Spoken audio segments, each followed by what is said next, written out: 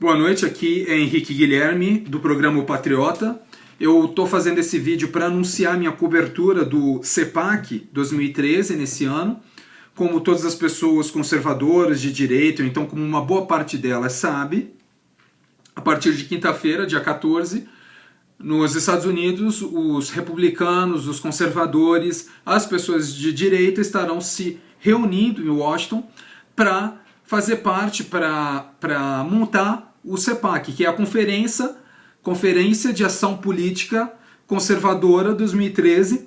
Essa conferência acontece desde 1973, quando um grupo chamado União Americana de Conservadores, a ACU, ela reuniu uma série de pessoas conservadoras, pessoas de direita, em Washington para debater e para discutir a agenda da direita, para debater a agenda conservadora, a agenda econômica libertária para o país, para os Estados Unidos e com um impacto consequente no mundo. E essa iniciativa foi muito bem sucedida, de forma que ao longo dos anos 80, mais ou menos 1.000 pessoas faziam parte dessa conferência, dessa reunião, mas nesse ano, no ano passado, mais de 10.000 pessoas participaram e esse ano provavelmente vai passar disso. Se eu não me engano, eu vi estimativas de que mais ou menos 12.000 pessoas vão participar do CEPAC nesse ano. E eu acho isso muito bom. Eu já vi a programação deles, está cheio de filme maneiro, filme de direita, filme conservador, que vão ser mostrados durante a reunião. Também vários livros, várias assinaturas de livro, noite de autógrafo, de livros de cunho conservador, de cunho de direita, vão acontecer durante o CEPAC.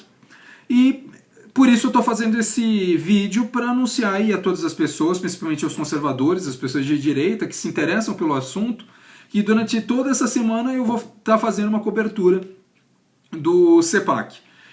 A outra coisa que eu quero falar é que nós estamos num mês muito importante para a história do Brasil, que é o mês de março.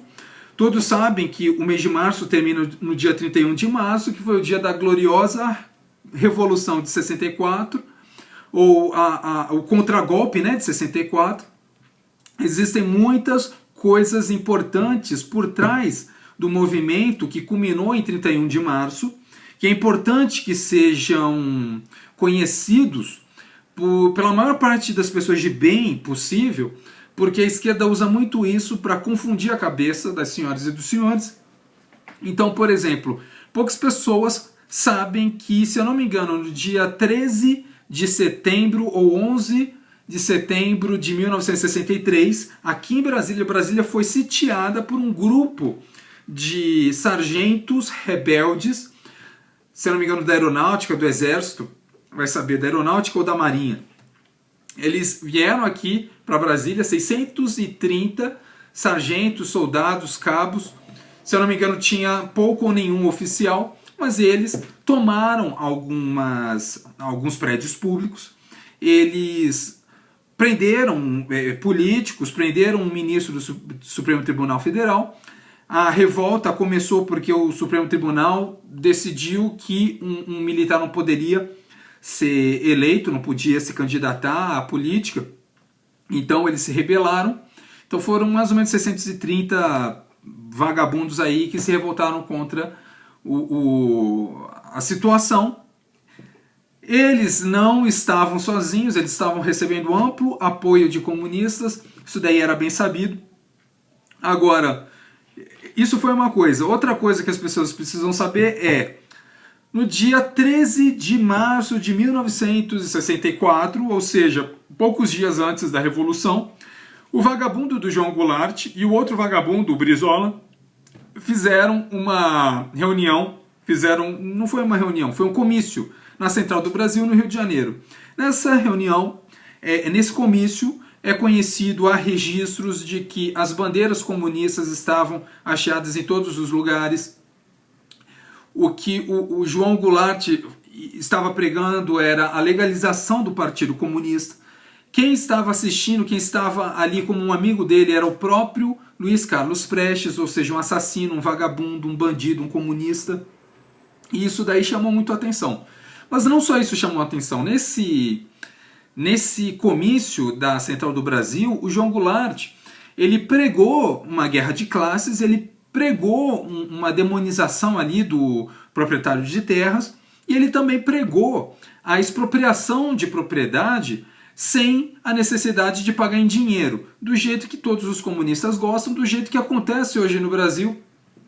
Vocês deixaram, não fui eu que deixei, porque eu não apoio o vagabundo, mas era isso que ele estava pregando. Mas como se isso não bastasse, o Brizola também discursou pregando deliberadamente o fechamento do Congresso e a substituição do Congresso Nacional por comitês de sargentos, trabalhadores, operários, enfim, uma coisa não representativa, mas uma forma que comunistas usam e pregam para manipular a maior parte da população.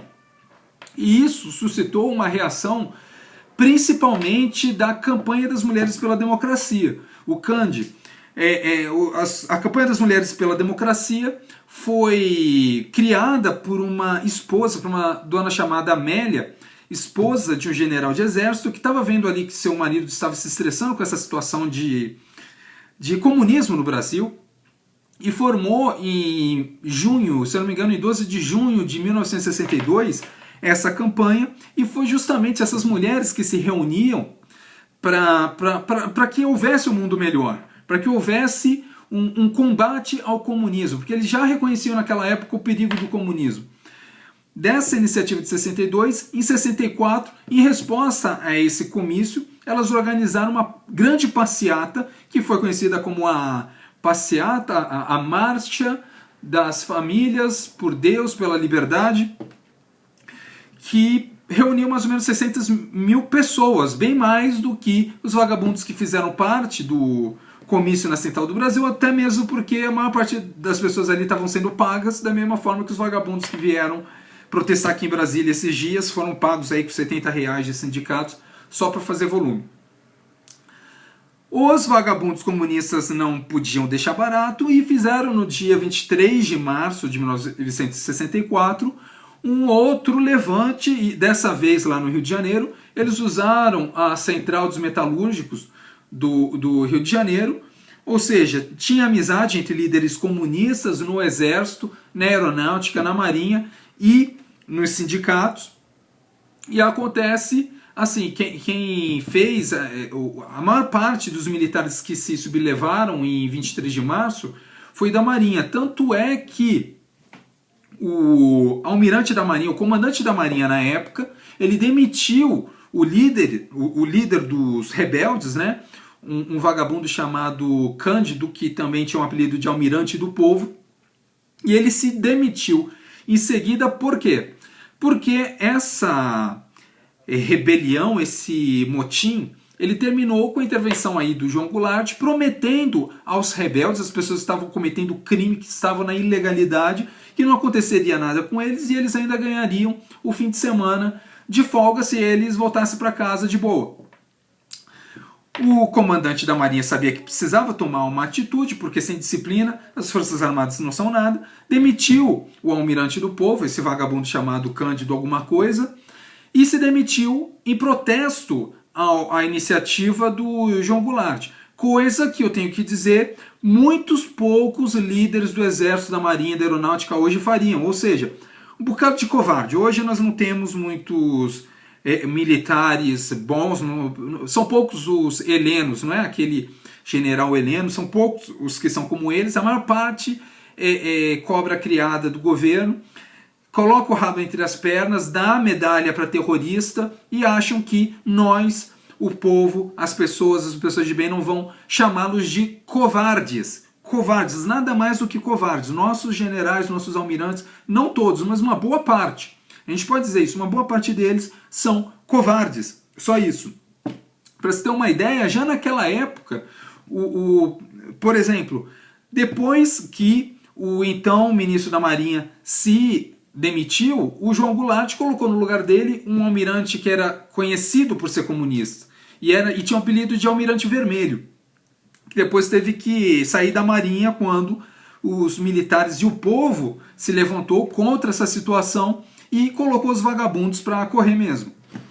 Então, diante disso, a situação ficou insustentável. No dia 31 de março, os militares apoiados por essas, não só o CANDE, por várias organizações que estavam se criando na época justamente para dar um chega para lá nos comunistas.